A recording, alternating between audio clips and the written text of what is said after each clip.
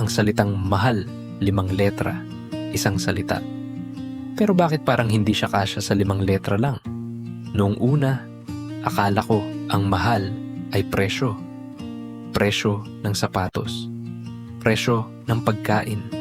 Presyo ng mga bagay na gustong bilhin pero hindi kayang abutin. Mahal naman ito. Masyadong mahal. Doon nagsimula ang takot.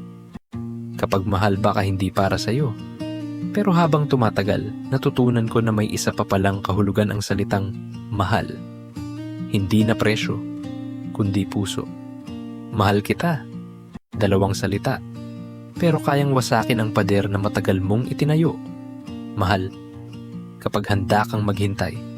Mahal kapag handa kang masaktan. Mahal kapag pipiliin mo pa rin siya kahit hindi madali.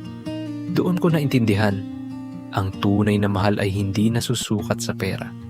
Kasi ang taong mahal mo, kahit gaano pa kabigat, kahit gaano pa kamahal ang kapalit, hindi mo tinitingnan ang halaga.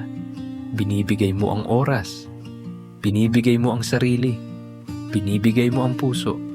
Kaya siguro pareho ang tawag, mahal sa presyo, mahal sa pag-ibig. Dahil sa dulo, lahat ng tunay na mahal may kapalit. At ang tanong, ano ang kaya mong ibayad para sa taong mahal mo?